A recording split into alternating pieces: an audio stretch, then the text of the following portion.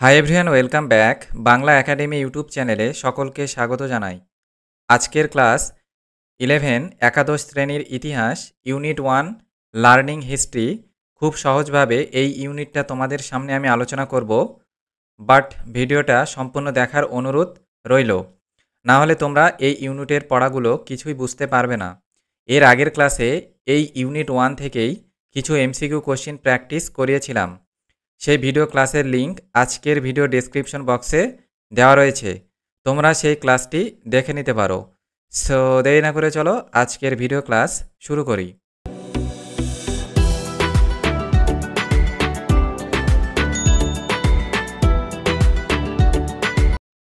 Unit 1 দেখো, learning history ইতিহাস part. Understanding history ইতিহাসের প্রাথমিক ধারণা, প্রাক ইতিহাস, প্রোটো ইতিহাস, প্রাথমিক উৎস এবং তাদের প্রকৃতি, গঠিত লিপিবদ্ধ ইতিহাস, তথ্য এবং ব্যাখ্যা, ইন্দো পারস্য ঐতিহ্য ও মধ্যযুগীয় ভারতের ইতিহাস রচনার প্রকৃতি। তারপরে রয়েছে ইতিহাসের সময়ের ধারণা, ইতিহাস এবং কালানুক্রমে রৈখিক এবং চক্রাকার পর্যায়ক্রম। এই ইউনিট 1 যেটা এখানে দেওয়া রয়েছে এটা সম্পূর্ণ এখন তোমাদের সামনে সুন্দরভাবে আলোচনা করব, তো তোমরা ভিডিওটিকে সম্পূর্ণ দেখার চেষ্টা করো। প্রথমে দেখো প্রি হিস্ট্রি, প্রোটো হিস্ট্রি, প্রাক ইতিহাস, প্রোটো ইতিহাস। ইতিহাসে আমরা সেই প্রাচীন থেকে বর্তমানকালের বিভিন্ন ঘটনাবলী, মানুষের জীবন ধারণা সহ বহু তথ্য জানতে পারি। সেই জানার আগ্রহকে পূর্ণতা দেওয়ার জন্য ইতিহাসের ধারাকে প্রাপ্ত লিখিত উপাদানের উপর ভিত্তি করে বিভিন্ন যুগে ভাগ করা হয়েছে। ইতিহাসকে প্রধানত 3টি পর্বে ভাগ করা যায়, যথা প্রাচীন যুগ, প্রাচীন যুগকে বলা হয় ইংলিশে অ্যানসেন্ট এগ, প্রাচীন যুগ। তারপরে মধ্যযুগ, মিডিয়েভেল এগ, এবং লাস্ট 3 নম্বর যেটি ভাগ সেটি হলো আধুনিক যুগ, মডার্ন এগ।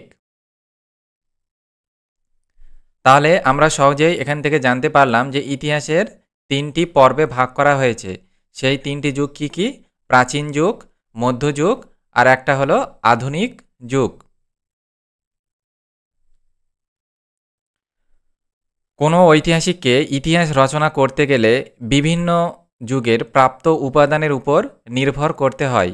সেক্ষেত্রে এই সমস্ত উপাদানের উপর যে ধরনের ঐতিহাসিক উপাদান নির্ভর করেছিল, তো তার মধ্যে অনেক সময় কালপর্ব একটা বিভাজন করা হয়েছিল। এই পরিপ্রেক্ষিতে প্রাচীন যুগে প্রাপ্ত উপাদানসমূহের দিকে নজর রেখেই সেই কালপর্বের ইতিহাসকে আবার 3 ভাগে ভাগ করা হয়েছে। তো যথা প্রাক ইতিহাস, প্রি হিস্ট্রি, আর প্রায় ইতিহাস, প্রোটো হিস্ট্রি, আর এটা হলো ইতিহাস হিস্ট্রি। ঠিক আছে, এই 3টি ভাগে আবার ভাগ করা হয়েছিল। প্রথমে দেখো প্রাক ইতিহাস। প্রাক ইতিহাসটা কি? যে সময়ে ইতিহাসের কোনো লিখিত উপাদান আবিষ্কৃত হয়নি, কেবলমাত্র প্রত্নতাত্ত্বিক উপাদানের উপর ভিত্তি করে নানান কথা জানতে হয়, সেই সময়কে বলা হয় প্রাক ঐতিহাসিক যুগ, প্রি হিস্ট্রি। ঠিক আছে, 1833 খ্রিস্টাব্দ নাগাদ ফরাসি প্রত্নতত্ত্ববিদ পল তুনাল মানব সভ্যতার ইতিহাসকে প্রাগৈতিহাসিক এবং ঐতিহাসিক এই 2টি পর্বে বিভক্ত করেছিলেন। তিনি ফরাসি ভাষায় প্রথম প্রাক ইতিহাস শব্দটির উল্লেখ করেছিলেন। 1851 খ্রিস্টাব্দে পুরাতত্ত্ববিদ স্যার ড্যানিয়েল উইলসন তার the archaeology and pre historic annals of Scotland নামক রচনায় সর্বপ্রথম ইংরেজিতে প্রি হিস্ট্রির কথাটি ব্যবহার করেছিলেন। তাহলে পরীক্ষাতে যদি আমাদের শর্ট কোশ্চেন আসে যে প্রথম, মানে এইভাবে যদি কোশ্চেনটা আসে যে প্রি হিস্ট্রি ইংরেজিতে কথাটি ব্যবহার করেছিলেন কে, তো এখানে তোমরা অ্যান্সারটা লিখবে স্যার ড্যানিয়েল। ঠিক আছে, sir Daniel Wilson pre history নামক সর্বপ্রথম ইংরেজি কথাটা ব্যবহার করেছিলেন। তারপর রবার্ট ব্রুস ফুট ছিলেন একজন ব্রিটিশ ভূতত্ত্ববিদ এবং প্রত্নতাত্ত্বিক, যিনি ভারতের ভূতাত্ত্বিক জমির জরিপ করার জন্য প্রাগৈতিহাসিক অবস্থানগুলিকে ভূতাত্ত্বিক জরিপ পরিচালনা করেছিলেন এবং ভারতীয় প্রত্নতত্ত্বে তার অবদানের জন্য তাকে ভারতীয় প্রাগৈতিহাসিক জনক, father of Indian pre history বলা হয়। তাহলে পরীক্ষাতে যদি শর্ট কোশ্চেন আসে যে ভারতীয় প্রত্নতত্ত্বের অবদানের জন্য প্রাগ ঐতিহাসিক জনক কাকে বলা হয়, তাহলে তোমরা এখান থেকে একটা এমসিকিউ তোমরা জেনে নিলে এর উত্তরটা তোমরা লিখতে পারবে রবার্ট ব্রুস ফুট। ঠিক আছে, রবার্ট ব্রুস ফুট ছিলেন একজন ব্রিটিশ ভূতত্ত্ববিদ, মানে ভূমি মাটি এগুলা নিয়ে তিনি গবেষণা করতেন এবং প্রত্নতাত্ত্বিক উপাদান যেগুলো মাটির নিচে চাপা পড়ে থাকতো, এছাড়াও বিভিন্ন প্রত্নতাত্ত্বিক বস্তু হতে পারে সেগুলো নিয়ে যিনি আলোচনা করেছিলেন, মানে গবেষণা করেছিলেন, তাদেরকে বলা হয় হচ্ছে প্রত্নতত্ত্ববিদ এবং ভূতত্ত্ববিদ। তো তিনিই হলেন রবার্ট ব্রুস ফুট। তিনি ভারতীয় প্রত্নতত্ত্বের অবদানের জন্য তাকে father of Indian pre history বলা হয়। আবার প্রাক ইতিহাসের সময়কালকে গবেষকরা 3টি পর্বে বিভক্ত করেছিলেন। তো 3টি যে ভাগে বিভক্ত করেছিলেন, প্রথম ভাগটি হলো তাম্র বা তামার যুগ, চালকোলিথিক এগ, চালকোলিথিক মানে তাম্র, ঠিক আছে, তাম্র বা তামার, এগ মানে যুগ, তাহলে চালকোলিথিক এগ, তাম্র বা তামার যুগ। তো এই তাম্র বা তামার যুগটা কি, গ্রিক ভাষায় চালকোস, ঠিক আছে, গ্রিক ভাষায় চালকোস শব্দের অর্থ তামা এবং লিথোস শব্দের অর্থ হলো পাথর। প্রাচীনকালে ধাতু হিসেবে তামার ব্যবহার যথেষ্ট জনপ্রিয় ছিল। সে সময় তাম্র পাত্র, অলংকার ইত্যাদির কাজেও তামা ব্যবহার হতো। তামাকে প্রধানত ধাতু রূপে ব্যবহারের কালকে, ঠিক আছে, তামাকে প্রধান ধাতু রূপে ব্যবহারের কালকে তামার যুগ বা তাম্রপ্রস্তর যুগ বলে চিহ্নিত করা হয়ে থাকে। এটি হলোসিন একটা যুগ, সেই যুগের আনুমানিক সময়কাল 5000 থেকে 1200 খ্রিস্টপূর্বাব্দ পর্যন্ত। এই যুগে মানুষের প্রধান জীবিকা ছিল কৃষিকাজ। প্রধান উৎপাদিত ফসল ছিল গম, যব, ডাল ইত্যাদি। ঠিক আছে, এটি হলো তাম্র বা তামার যুগ, চালকোলিথিক এগ। নেক্সট যে আরেকটি পর্বতে ভাগ করেছিল সেটি হলো ব্রোঞ্জ যুগ, ব্রোঞ্জ এগ। ঠিক আছে, ব্রোঞ্জ যুগটা কি, সম্ভবত 3300 খ্রিস্টপূর্বাব্দে মধ্যপ্রাচ্য ব্রোঞ্জ যুগ শুরু হয়েছিল, মধ্যপ্রাচ্যে ব্রোঞ্জ যুগ শুরু হয়েছিল। তো তামার সঙ্গে টিন মিশিয়ে ব্রোঞ্জের আবিষ্কার হয়। যে সুদীর্ঘ বছর ধরে ব্রোঞ্জ ধাতুর ব্যবহারের প্রাধান্য ছিল, সেই সময়কে ব্রোঞ্জ যুগ হিসাবে চিহ্নিত করা হয়। তাহলে এখানে যদি একটা শর্ট কোশ্চিন আসে যে তামার সঙ্গে টিন মিশিয়ে কিসের আবিষ্কার হয়, তাহলে আমরা অ্যান্সারটা লিখতে পারবো যে ব্রোঞ্জ। ঠিক আছে, তামার সঙ্গে টিন মিশিয়ে ব্রোঞ্জের কিন্তু আবিষ্কার হয়।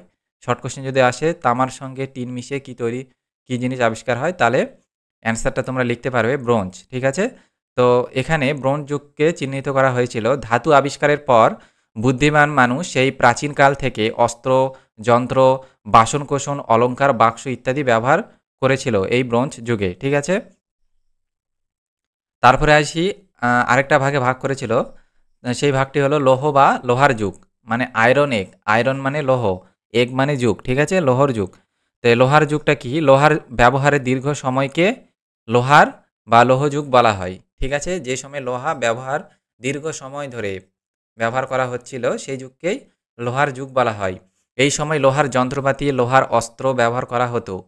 এই যুগে কৃষিক্ষেত্রে লাঙ্গল তৈরির জন্য লোহার ব্যবহার হতো। এই যুগে সূচনা হয়েছিল আনুমানিক খ্রিস্টপূর্ব 1500 অব্দ নাগাদ। এই ছিল প্রাক ইতিহাস। তারপরে নেক্সট দেখো, নেক্সট রয়েছে প্রায় ইতিহাস, প্রোটো হিস্ট্রি। ঠিক আছে, প্রোটো হিস্ট্রিটা কি, প্রোটো হিস্ট্রিটা হলো প্রাগৈতিহাসিক যুগের পরবর্তী সময় মানুষ বিভিন্ন লিপি বা চিত্রের মাধ্যমে মনের ভাব প্রকাশ করত। ওই লিপিগুলি পাঠোদ্ধার সম্ভব হয়নি এবং সেই সময়কালকে বলা হয় প্রায় ঐতিহাসিক যুগ, প্রোটো হিস্ট্রি। ক্রিস্টোফার হকার সর্বপ্রথম আমাদের প্রায় ইতিহাস যুগের ধারণা দেন। তাহলে এখান থেকে একটা শর্ট কোশ্চেন বেরিয়ে গেল যে সর্বপ্রথম আমাদের প্রায় ইতিহাস, প্রোটো হিস্ট্রি সম্পর্কে কে ধারণা দেন, তাহলে তোমরা অ্যান্সারটা লিখবে ক্রিস্টোফার হকার, ক্রিস্টোফার হকার। ঠিক আছে, তারপরে দেখো নেক্সট রয়েছে ইতিহাস, হিস্ট্রি। 3টা যুগ বললাম, প্রাক ইতিহাস, প্রায় ইতিহাস, আর একটা বললাম ইতিহাস। তো ইতিহাসটা কি, প্রাক ইতিহাস ও প্রায় ইতিহাস, এই দুটো যে রয়েছে প্রাক ইতিহাস আর প্রায় ইতিহাস, এই দুটোর কাল অতিক্রম করে যে সময়কালে লিখিত উপাদান সংগ্রহ এবং তার পাঠোদ্ধার সম্ভব করা হয়েছে সেই সময়কে বলা হয় ঐতিহাসিক বা ইতিহাস। ওকে, নেক্সট দেখো, নেক্সট রয়েছে প্রত্নতত্ত্ববিদ্যা, আর্কিওলজি। নেক্সট রয়েছে early sources and there nature, ইতিহাসের প্রাথমিক উৎস এবং তাদের প্রকৃতি। তো প্রথমে দেখো প্রত্নবিদ্যা। প্রত্নতত্ত্ববিদ্যা হলো আর্কিওলজি। প্রত্নতাত্ত্বিক উপাদান মানে প্রত্নতাত্ত্বিক উপাদান হলো ইতিহাসের কিন্তু মূল উপাদান। প্রত্ন কথার অর্থ হলো প্রাচীন। প্রত্নতত্ত্ব বলতে প্রাচীন যুগের লিপি, মুদ্রা, সিলমোহর, পাথরের অস্ত্রশাস্ত্র, ধাতু নির্মিত অস্ত্রশস্ত্র, মাটির বাসনপত্র, দৈনন্দিন মানে প্রতিদিন যে ব্যবহৃত হতো সেই বস্তুসমূহগুলিকে বোঝানো হতো। তো প্রত্নতাত্ত্বিক উপাদানের মূল উৎস হলো ক্ষেত্রানুসন্ধান বা ক্ষেত্র সমীক্ষা এবং উৎখনন, যেগুলো মাটি খুঁড়ে পাওয়া যায়। ভারতের প্রত্নতাত্ত্বিক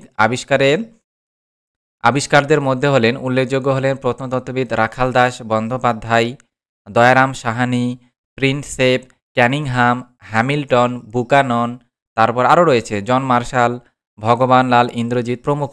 ভারতের প্রত্নতাত্ত্বিক আবিষ্কারের চরম সাফল্য সাধারণত দেখা গিয়েছিল হরপ্পা সভ্যতার আবিষ্কার। এছাড়াও রাজগৃহ, নালন্দা বিক্রমশিলা, খাজুরাহো তক্ষশিলা, সোমপুরি মহাবিহার, বাংলাদেশের পাহাড়পুর এবং মেহেরগড় সভ্যতা। তো এই মূল্যবান প্রত্নতাত্ত্বিক আবিষ্কারের ফলে প্রাচীন ভারতের গৌরবোজ্জ্বল ইতিহাস সম্বন্ধে বহু তথ্য পাওয়া গেছে। প্রাগৈতিহাসিক এবং প্রাগৈতিহাসিক যুগের ইতিহাস সম্পূর্ণভাবেই প্রত্নতাত্ত্বিক উপাদানের উপর নির্ভরশীল। ঠিক আছে, মাটির নিচে চাপা পড়ে যাওয়া প্রাচীন সামগ্রিক উৎখনন এবং তার ব্যাখ্যা সংক্রান্ত বিদ্যাই প্রত্নতত্ত্ববিদ্যা, আর্কিওলজি নামে পরিচিত। মাটির নিচে চাপা পড়ে যাওয়া প্রাচীন সামগ্রিক উৎখনন এবং তার ব্যাখ্যা সংক্রান্তই বিদ্যায় প্রত্নতত্ত্ববিদ্যা, আর্কিওলজি নামে পরিচিত।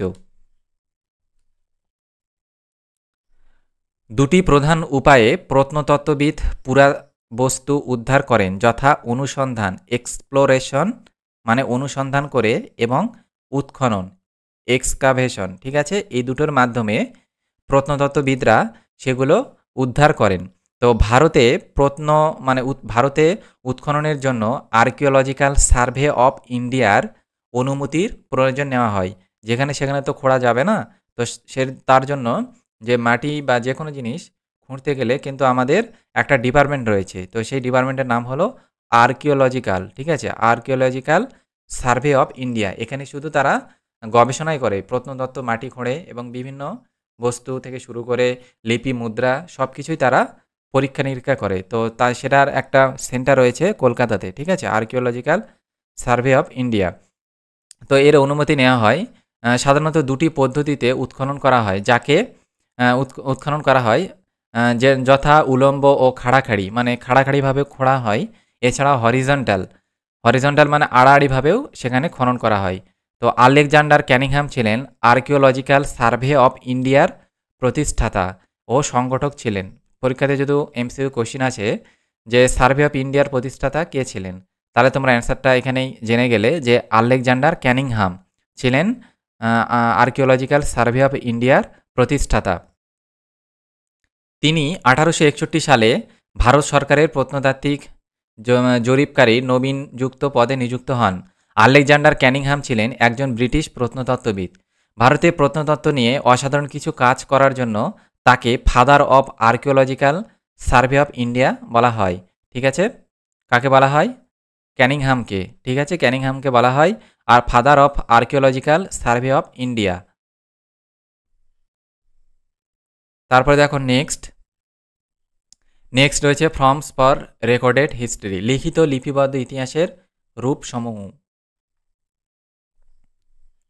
যাই হোক, প্রাচীন ভারতীয়রা জ্ঞান বিজ্ঞানের বিভিন্ন দক্ষতার পরিচয় দিলেও সেখানে কোনো লিখিত গ্রন্থ রচিত হয়নি। গ্রিসের ইতিহাসে যেমন লিখিত উপাদান একটা বড় মাধ্যম, মোটামুটিভাবে আমরা রাজতরঙ্গিনীতে ভারতের প্রথম ইতিহাস গ্রন্থ হিসেবে চিহ্নিত করতে পারি। কেননা রাজতরঙ্গিনীর মাধ্যমে যে একটা গ্রন্থ ছিল, সেই গ্রন্থ থেকেই ইতিহাসের অনেক কিছু তথ্য পাওয়া গিয়েছিল। হরপ্পা সভ্যতার যুগে সূচনা থেকেই ভারতীয় সভ্যতা শুরু হয়। মূলত 1206 খ্রিস্টাব্দের আগে সময়কালকে আমরা প্রাচীন যুগ হিসাবে চিহ্নিত করি। এই সময়কালে ইতিহাসের উপাদানকে মূলত দুটি ভাগে ভাগ করা যায়, যথা সাহিত্যিক উপাদান আর প্রত্নতাত্ত্বিক উপাদান। ঠিক আছে, সাহিত্যিক উপাদান আর প্রত্নতাত্ত্বিক উপাদান। সাহিত্যিক উপাদানকে আবার দুই ভাগে ভাগ করা যায়, সেটি হলো ক নম্বর ভারতীয় সাহিত্য, খ নম্বর হলো বিদেশি সাহিত্য। অন্যদিকে আবার প্রত্নতাত্ত্বিক উপাদানকে তিন ভাগে ভাগ করা যায়, যথা লিপি, মুদ্রা, স্থাপত্য, ভাস্কর্য। তো এক এক করে এই বিষয়গুলো তোমাদের সামনে এখন আলোচনা করেছি। দেখো, ইতিহাসের উপাদান। সাহিত্যিক উপাদান বলতে সেই সময়কালকে সাহিত্যের গ্রন্থাবলীকে বোঝায়। প্রাচীন ভারতের রচনায় এগুলির ভূমিকা গুরুত্বপূর্ণ। সাহিত্যিক উপাদানগুলো মূলত দুটি ভাগে বিভক্ত, বললাম দেশীয় উপাদান ও বিদেশি সাহিত্য উপাদান। তো প্রথমে দেখো দেশীয় উপাদান। দেশীয় উপাদানটা কি? দেশীয় উপাদান হলো দেশীয় সাহিত্যগুলির মধ্যে উল্লেখযোগ্য হলো বেদ, রামায়ণ, মহাভারত, পুরাণ, স্মৃতি সমূহ, বৌদ্ধ ও জৈন ধর্মগ্রন্থ, সংস্কৃত সাহিত্য, জীবনচরিত, এমনকি আঞ্চলিক ইতিহাস। বেদ এবং অপর একটি ভাগ হলো ঋগ্বৈদিক যুগ এবং পরবর্তী যুগ সম্পর্কে প্রচুর তথ্য দেয়। পুরাণগুলি থেকে রাজবংশের উৎপত্তি, রাজাদের বংশতালিকা, রাজাদের কার্যকলাপ, ভৌগোলিক অবস্থান সম্পর্কে জানা যায়। এছাড়াও স্মৃতিশাস্ত্রগুলি থেকে সামাজিক রীতিনীতি, সমাজ সংগঠন, বিভিন্ন সামাজিক ও সাংস্কৃতিক দিক সম্পর্কে বিভিন্ন কার্যকলাপের ইতিহাস জানা যায়। ভারতের প্রথম ইতিহাস গ্রন্থ হল দ্বাদশ শতকের ব্রাহ্মণ কলহন রচিত রাজতরঙ্গিনী। এখান থেকে কাশ্মীরের ধারাবাহিক রচনায় গুরুত্বপূর্ণ অবদান রয়েছে। তারপরে দেখো বিদেশি সাহিত্য। বিদেশি সাহিত্য উপাদানটা কি? প্রাচীনকালে আধুনিক কাল অবধি বহু বিদেশি পর্যটক, ব্যবসায়ী, ধর্মপিপাসু ব্যক্তি এবং বিজেতারা ভারতে আসেন। এদের মধ্যে প্রাচীন ভারতে এসেছেন গ্রিক, রোমান, চৈনিক, তিব্বতীয় এবং মুসলিমরা।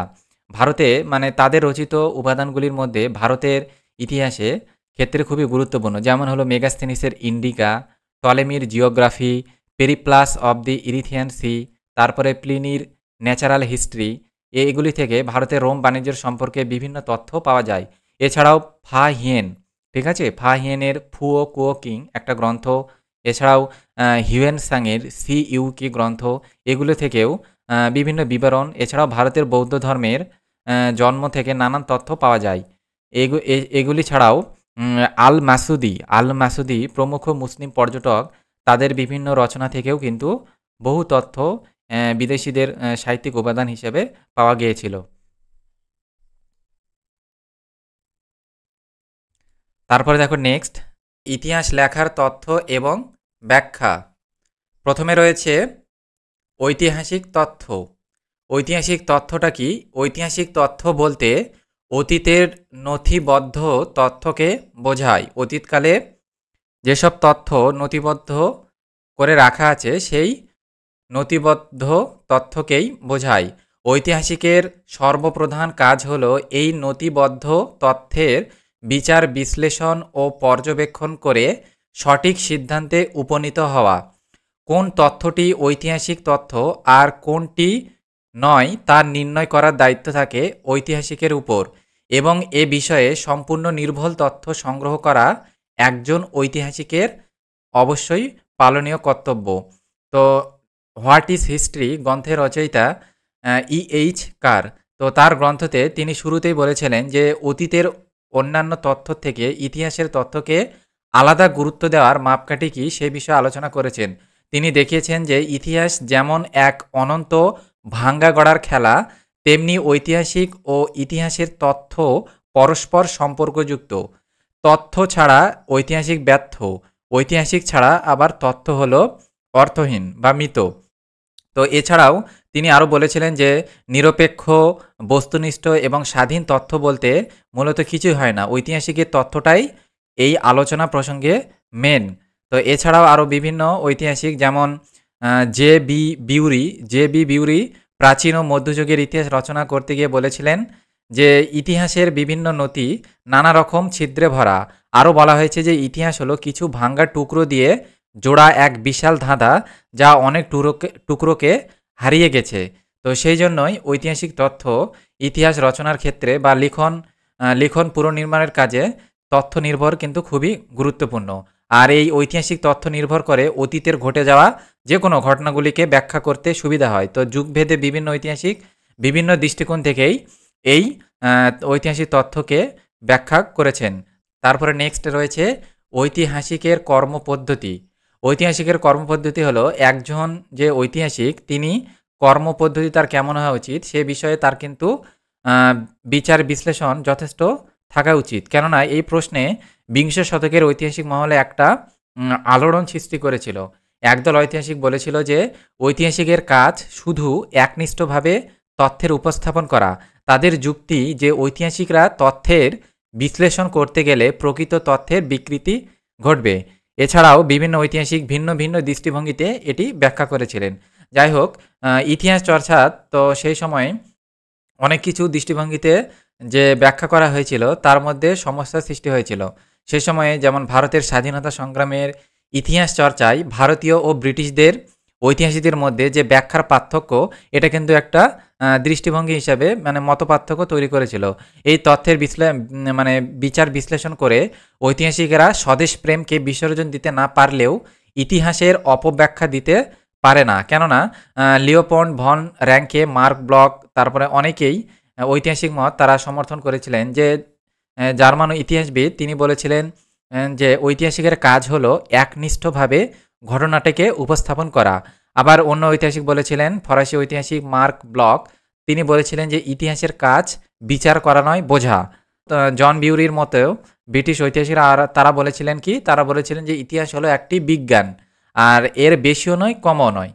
ঠিক আছে, তো ঐতিহাসিক কর্মপদ্ধতি বলতে এখানে এই দৃষ্টিকোণগুলোকেই যে বিভিন্ন ঐতিহাসিক তারা বিভিন্নভাবে ইতিহাসকে এখানে তুলে ধরেছেন।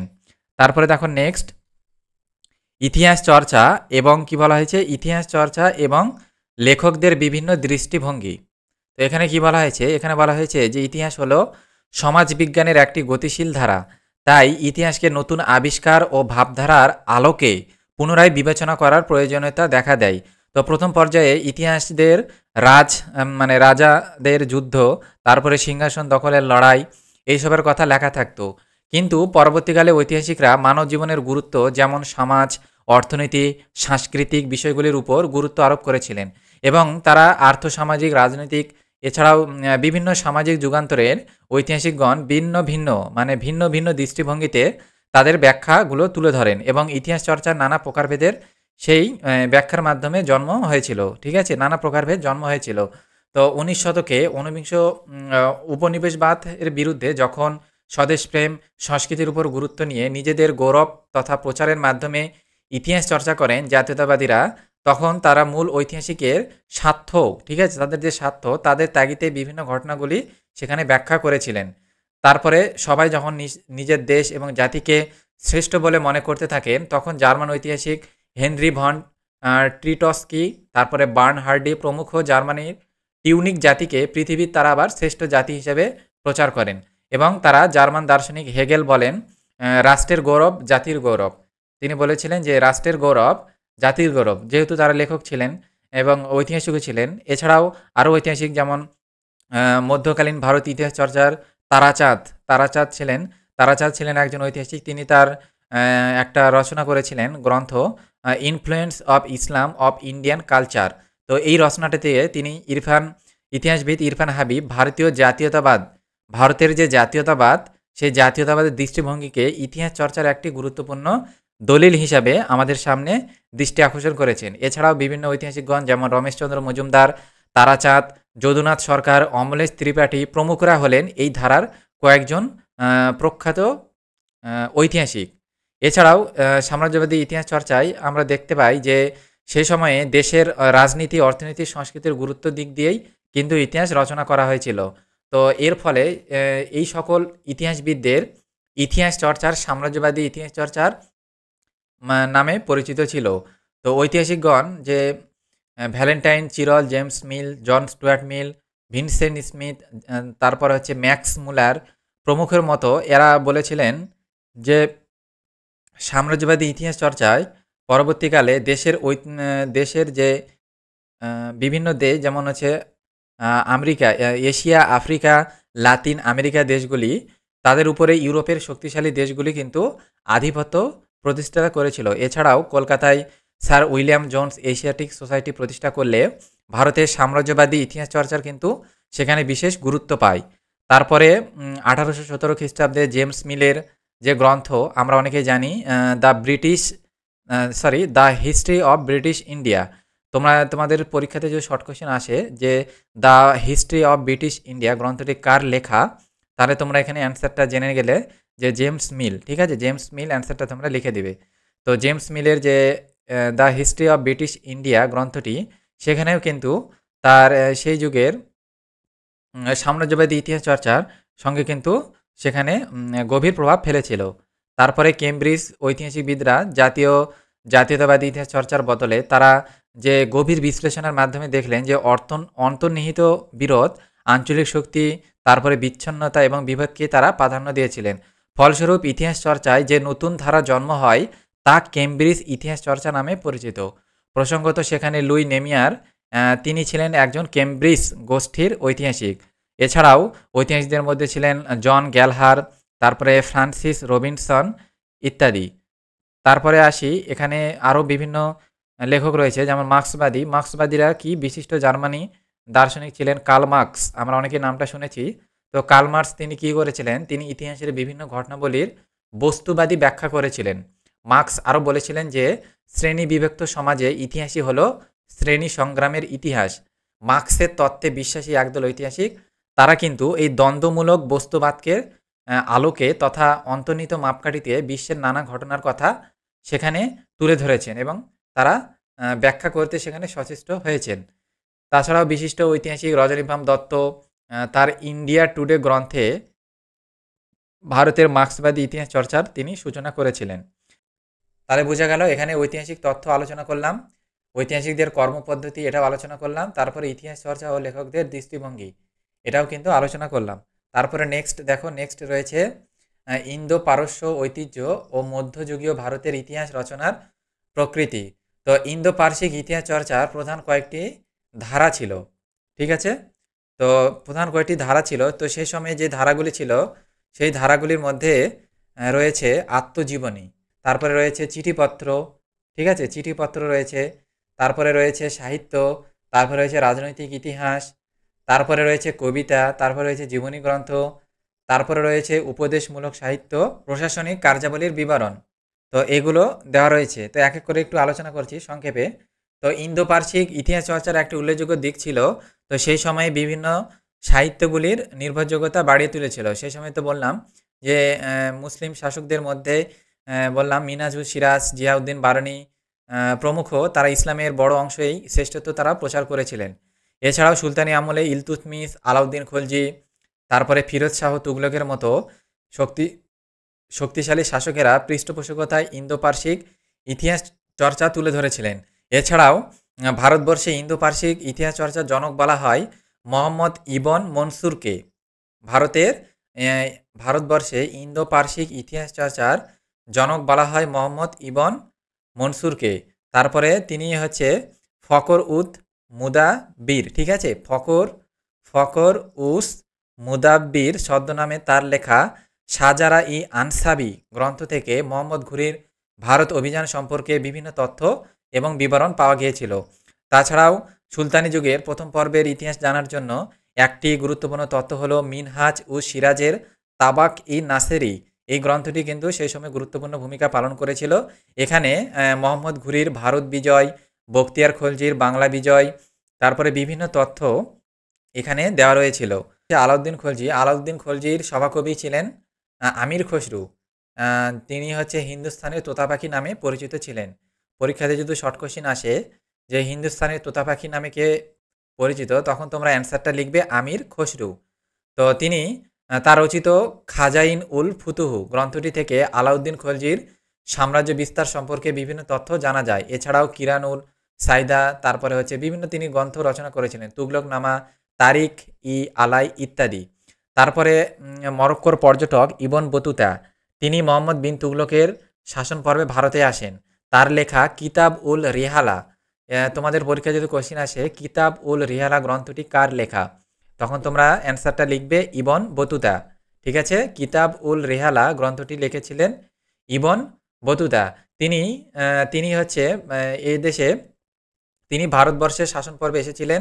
তার লেখা কিতাব উল রিহালা গ্রন্থটি থেকে দিল্লির সুলতানি আমলে শাসন ব্যবস্থার পাশাপাশি উত্তরপ্রদেশের গুজরাট কেরালা সহ ভারতের এক বিস্তীর্ণ অঞ্চলের ভ্রমণ বৃত্তান্ত তার সে গ্রন্থ থেকে পাওয়া গিয়েছিল। ঠিক আছে, তারপরে আসি লাস্টের দিকে আলোচনা করছি একটু শর্টে, যে প্রশাসনিক কার্যাবলীটা কি।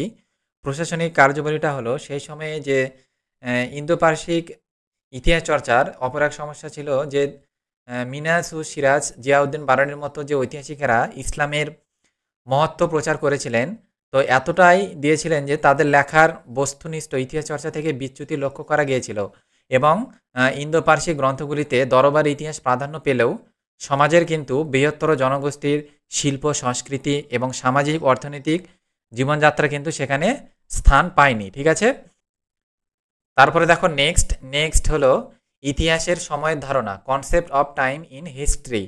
ইতিহাসের সময়ের ধারণাটা কি?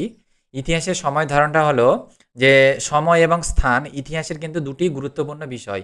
এক কথায় ইতিহাসের মূল যে চালিকা শক্তি সেটি হলো কিন্তু সময়, আমরা অনেকে জানি টাইম ইজ ভেরি ইম্পর্টেন্ট। তো ইতিহাস রচনায় আরব ঐতিহাসিকেরা যে গুরুত্বপূর্ণ ভূমিকা পালন করেছিলেন, তো সেই সময় বাকলে দেখিয়েছিলেন যে ইউরোপে সন্তারিখে নিরূপণের প্রথা চালু হয়, তো তাদের বিবরণগুলিতে পুঙ্খানুপুঙ্খানুভাবে 6 মাস, বছর এবং তারিখের কথা উল্লেখ রয়েছে। তো ইতিহাসের এই ঘটনাগুলি যেমন পরম্পর ঘটেই থাকে, তো সেই অনুযায়ী সময়ের সঙ্গে সঙ্গতি রেখে ঘটনাগুলি পরপর সাজানোর নিয়ম বা বিবিধি সময়ানুক্রম বা কালানুক্রম নামে পরিচিত, চার্নোলজি। ঠিক আছে, চার্নোলজি মানে হলো কালানুক্রম। তো সেই সময়ে হলো খ্রিস্টের আবির্ভাব,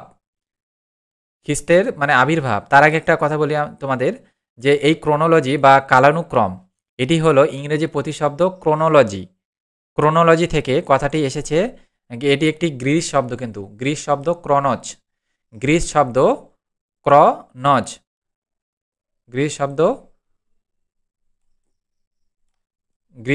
ক্রনস থেকে ল্যাটিন শব্দ ক্রোনোলজিয়া থেকে উদ্ভূত হয়েছে। তো খ্রিস্টের আবির্ভাবের উপর ভিত্তি করে পৃথিবীর কালানুক্রমকে দুটি ভাগে ভাগ করা হয়েছে। এই যীশু খ্রিস্ট জন্মের আগের সময়কে কিন্তু দুটি ভাগে সে সময় ভাগ করা হয়েছিল। তো কি ভাগ? সে সময় ভাগ ছিল বিসি। এই যে দেখো বিসি হলো খ্রিস্টপূর্বাব্দ, বিসিকে বলা হতো খ্রিস্টপূর্বাব্দ। সেই বিসির তারিখটা ছিল 1500। এই 1500 আগের যে ছিল সেটি হলো আদি বৈদিক যুগ। সেই যুগকে বলা হতো, সেই যুগে যে সালগুলো ছিল সেগুলোকে বলা হতো বিসি। এর মানে হলো বিফোর ক্রাইস্ট। ঠিক আছে, বিফোর ক্রাইস্ট মানে খ্রিস্টপূর্বাব্দ, বিফোর ক্রাইস্ট মানে হলো খ্রিস্টপূর্বাব্দ। এটা কত বললাম? 1500 মানে 1500 এটাকে বলা হতো খ্রিস্টপূর্বাব্দ, যেহেতু যীশু খ্রিস্টের জন্মের আগে। আর যীশু খ্রিস্টের জন্মের পরে যেটি হয় সেটিকে বলা হয় খ্রিস্টাব্দ। ঠিক আছে, যীশু খ্রিস্টের জন্মের পরে যে অব্দটা শুরু হয় 1757, যেমন পলাশির যুদ্ধ হয়েছিল, এটি হলো কিন্তু খ্রিস্টাব্দ, 1757 খ্রিস্টাব্দে।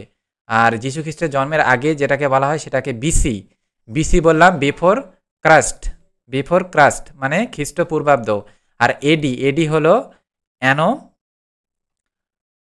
আনো ডোমিনি। ঠিক আছে, আনো ডোমিনি হলো খ্রিস্টাব্দ।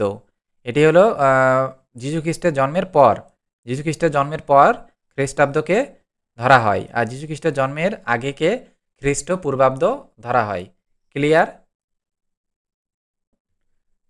নেক্সট, ইতিহাসের কালানুক্রমে রৈখিক এবং চক্রাকার পর্যায়ক্রম। তো সেই সময়ে কি হয়েছিল, অতীতটা কি ছিল, অতীতটা সম্পর্কে তোমাদের আলোচনা করছি। দেখো, ইতিহাস এবং কালানুক্রমে রৈখিক এবং চক্রাকার পর্যায়ক্রম। তো এখানে ইউরোপীয় ঐতিহাসিকদের মতে যে ঘটনাগুলি ঘটেছিল ইতিহাসে, তো তার মধ্যেই অতীত থেকে বর্তমানের মধ্য দিয়েই ভবিষ্যতের দিকে অনুভূমিক পথে এগিয়ে চলে। সময়ের সঙ্গে সঙ্গে সেই ঘটনাগুলি ধারাবাহিক গতির এগিয়ে চলার নামই হলো রৈখিক বা একমাত্র তীরবদ্ধ ধারণা। ঠিক আছে, লাইনার কনসেপ্ট অফ টাইম। তো রৈখিক কালচেতনার উপর ভিত্তি করে যে চক্রাকার ছিল সেটিকে আবার ভাগ করা হয়েছে যুগের সূচনা মানে অতীতকাল, তারপরে হয়েছে রৈখিক কালচেতনা, এটাকে বলা হয় বর্তমানকাল, আবার যুগের যবনিকা যেটাকে বলা হয় ভবিষ্যৎকাল। তো এই ৩টা সময়ের পরিবর্তনে কিন্তু এই বিষয়টি রৈখিক কালচেতনার অন্তর্ভুক্ত। খ্রিস্টান ধর্মচর্চায় এই রৈখিক কালচেতনার ধারণা পাওয়া যায়। রৈখিক কালচেতনায় ইতিহাসকে যে যুগের সমাপ্তি ও অন্য যুগের সূচনা করে তাকে অ্যাক্সিস এক বলা হয়। তো প্রাচীন যুগে ভারতে, গ্রিস, মিশরের চক্রাকার আবর্তমান থাকায় সে সময় বৃত্তাকার ধারণায় প্রচলিত ছিল। চক্রাকার তত্ত্বের সঙ্গে সে সময় যুক্ত ছিল যে বিষয়গুলি, সেগুলো হলো ধর্ম, তারপরে মানব, তারপরে মহাজাগতিক ইতিহাস, তারপরে ব্যক্তিগত জীবন ইত্যাদি ইত্যাদি ছিল সেই সময় কিন্তু খুবই গুরুত্বপূর্ণ। তো ভারতের পৌরাণিক সাহিত্য, তারপরে রয়েছে কলি, তারপরে রয়েছে দাপর, এই ৪ ভাগে সে সময় ভাগ করা হয়েছিল। আবার প্রাচীন গ্রিসের ঐতিহাসিকরা এই কালানুক্রমকে আবার কিভাবে ভাগ করেছিলেন? ৫টি ভাগে ভাগ করেছিলেন। সেটি হলো স্বর্ণযুগ, রৌপ্য যুগ, ব্রোঞ্জ যুগ, বীর যুগ, আর একটা হলো লৌহ যুগ। তো এইভাবেই যুগ বিভাজনটা কালানুক্রম ধরে, পর্যায়ক্রম ধরে চলে আসছিল। তারপরে প্রাচীন যুগের যে দার্শনিক, তারা আবার মহাজাগতিক সময়ের মধ্যে একটি পরিপূর্ণ ছন্দ খুঁজে পেয়েছিলেন। যেমন চীনা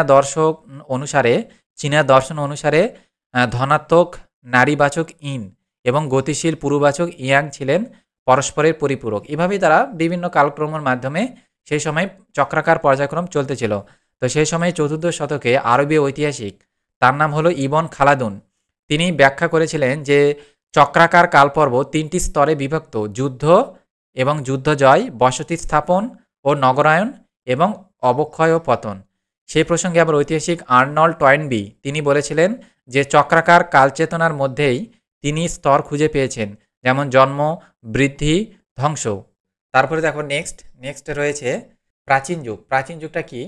তো তোমাদেরকে বলি যে ইতিহাস ঘটনার ধারা নদী প্রবাহের মতো। মানব সভ্যতা এবং সমাজের যে ধারাবাহিক অগ্রগতি, তা কিন্তু ইতিহাসের মাধ্যমে আমরা জানতে পারি। তো ইতিহাসে যখন সমাজ এবং সভ্যতার ধারাবাহিক অগ্রগতির বিবর্তন হওয়ায় ইতিহাসকে বিভিন্ন যুগে ভাগ করা হয়, তখন কিন্তু এর ঘটনা, পরম্পরা, কালানুক্রম সহজেই আমরা জানতে পারি। এছাড়াও এই সময়ে আর্থসামাজিক বৈশিষ্ট্য সময়কাল থেকে পরিবর্তিত স্বতন্ত্র বৈশিষ্ট্য ইউরোপের ইতিহাসে রাজনৈতিক, অর্থনৈতিক এবং সাংস্কৃতিক পরিবর্তনগুলির উপর ভিত্তি করে ইতিহাসকে ৩টি যুগে ভাগ করা হয়েছিল। সেই যুগগুলো বললাম তোমাদের সামনে: প্রাচীন যুগ, মধ্যযুগ আর আধুনিক যুগ। তো প্রাচীন যুগটা কি? প্রাচীন যুগটা হলো ৪৭৬, ঠিক আছে, ৪৭৬ খ্রিস্টাব্দে পশ্চিম রোম সাম্রাজ্যের পতন সময়কালকে প্রাচীন যুগ বলা হয়েছিল। তারপরে মধ্যযুগটা হলো ৪৭৬ থেকে ১৪৫৩ খ্রিস্টাব্দে কনস্ট্যান্টিনোপলের পতনের সময়, সেই যুগের যে সময়কাল, সেটিকে মধ্যযুগ বলা হয়। আর আধুনিক যুগটা কি? আধুনিক যুগটা হলো ১৪৫৩ খ্রিস্টাব্দের পরবর্তী সময়কাল যেটা চলছে, সেই যুগকে আধুনিক যুগ হিসাবে আখ্যা দেওয়া হয়েছিল। তো ইউরোপীয় ঐতিহাসিকেরা একাংশ কনস্ট্যান্টিনোপল পতনের আধুনিক যুগের সূচনাকাল হিসেবেও তারা অনেকেই মানতে চাননি। বিভিন্ন ঐতিহাসিক সেই সময়ে ষোড়শ খ্রিস্টাব্দে সংগঠিত ধর্ম সংস্কার আন্দোলন এছাড়াও আধুনিক যুগের সূচক বলে তারা অভিহিত করেছিলেন। সেই সময়ে অনেকের মতে ১৪৯২ খ্রিস্টাব্দে যে কলম্বাস কর্তৃক আমেরিকা আবিষ্কারের মধ্যে দিয়েই আধুনিক যুগের সূত্রপাত ঘটেছিল। এই সময় এই সম্পর্কে কিন্তু বিতর্ক রয়েছে। কিন্তু ইউরোপের সমস্ত দেশে একসময়ে বৃহৎ পরিবর্তনগুলি সংঘটিত হয়নি। যেমন ফ্রান্সে ১৭৮৯ খ্রিস্টাব্দে ফরাসি বিপ্লবের পর সামন্ততন্ত্রের অবসান ঘটে। অন্যদিকে রাশিয়ায় ভূমিদাস প্রথা বিলুপ্ত হয়, যেমন ১৮৬১ খ্রিস্টাব্দে। তারপরে নবজাগরণ আসে। নবজাগরণটা কি? নবজাগরণটা হলো যে রেনেসাঁস বা নবজাগরণ মধ্যযুগে ও আধুনিক যুগের মধ্যে একটি সীমারেখা। তো সেই সময় বৈপ্লবিক পরিবর্তনের নির্দেশ করে কুসংস্কার থেকে মুক্তি পেয়েছিল এবং ধ্রুপদী শিল্প, তারপরে সাহিত্য, সংস্কৃতি, এগুলির সেই সময় পুনর্জীবন হয়েছিল। তো প্রাচীন যুগটা এভাবে ছিল। তারপরে মধ্যযুগটা বলছি যে সাম্প্রতিক ইতিহাস চর্চার একটি গুরুত্বপূর্ণ সংযোজন হলো আদি মধ্যযুগ। তো এখানে ঐতিহাসিকদের একাংশ ৬০০ খ্রিস্টাব্দ থেকে ১৩০০ খ্রিস্টাব্দ পর্যন্ত সময় পর্বকে আদি মধ্যযুগ হিসাবে চিহ্নিত করেছিলেন। আদি মধ্যযুগে যে প্রবক্তারা দেখিয়েছেন হর্ষবর্ধনের মৃত্যুর পরবর্তীকালে ভারতের রাজনৈতিক, অর্থনৈতিক এবং সাংস্কৃতিক ক্ষেত্রে বেশ কিছু তাৎপর্যপূর্ণ পরিবর্তন ঘটেছিল এবং বৃহৎ সাম্রাজ্যের ভাঙ্গন ও আঞ্চলিক রাজশক্তির উদ্ভব, বাণিজ্যের অবক্ষয় এবং কৃষি নির্ভরতার দিকে ঝোঁক সে সময় বেড়ে গিয়েছিল এবং বর্ণভিত্তিক শোষণও সেই মধ্যযুগে দেখা দিয়েছিল। তারপরে আসে আধুনিক যুগ। আধুনিক যুগ হলো ইতিহাস চর্চার একটি উল্লেখযোগ্য সংযোজন যুগ। এই যুগে বিভিন্ন সংক্রান্ত বিবর্তন লেগেই ছিল। তো সেই সময়ে দ্বিতীয় বিশ্বযুদ্ধে 1939 থেকে 1445 খ্রিস্টাব্দের পরবর্তীকালে সারা পৃথিবী জুড়ে নানান কিন্তু পরিবর্তন ঘটেছিল। তো উপনিবেশগুলি স্বাধীন হতে থাকে, বিজ্ঞান ও প্রযুক্তির ক্ষেত্রে উন্নতির শিখরে উঠে যায়, যার ফলশ্রুতিতে 1961 খ্রিস্টাব্দে ইউরি গ্যাগারিন প্রথম মানুষ হিসাবে মহাকাশ ভ্রমণ করেন এবং 1969 খ্রিস্টাব্দে Michael Collins, Edwin Aldrin, Neil Armstrong চাঁদে পা রাখেন। এবং এই যুগে এই আধুনিক যুগে আবার তাৎপর্যপূর্ণ যে বদলগুলির দিকে আমরা দেখতে পাই সেগুলি হলো পণ্ডিতদের একাংশ দ্বিতীয় বিশ্বযুদ্ধের পরবর্তী সময় পর্বকে উত্তর আধুনিক যুগ হিসাবে তারা চিহ্নিত করেছিলেন এবং আধুনিক যুগে কিন্তু ইতিহাসের কিন্তু অনেক ব্যাপক উন্নতি ঘটেছিল। ঠিক আছে, আজকের ক্লাস এখানে শেষ করলাম। তোমাদের কাছে ছোট্ট রিকোয়েস্ট, যারা এই চ্যানেলে প্রথমবার এসে ভিডিও দেখছো তারা চ্যানেলটিকে অবশ্যই সাবস্ক্রাইব করে পাশে থেকো। আর এই ভিডিওটি যদি ভালো লেগে থাকে তাহলে অবশ্যই একটা লাইক করো, আর এই ভিডিওটিকে তোমরা বন্ধুদের মাঝে বেশি বেশি করে শেয়ার করো। নেক্সট ক্লাসে তাহলে আবার দেখা হচ্ছে অন্য নতুন ভিডিও এপিসোড নিয়ে। তো তার আগে তোমাদেরকে বলে রাখি যে ইউনিট 1 আজকে ক্লাস শেষ করলাম। তো ইউনিট 1 থেকে এখন গুরুত্বপূর্ণ এমসিকিউগুলো তোমাদের প্র্যাকটিস করাবো। এর আগে একটা এমসিকিউ ক্লাস দিয়েছিলাম, সেই ক্লাসটা তোমরা দেখে নিও, তাহলে তোমাদের অনেক এমসিকিউ মুখস্থ হয়ে যাবে। ঠিক আছে, তাহলে এদিন ইউনিট 1 থেকেই এমসিকিউ ক্লাস নিয়ে আসবো।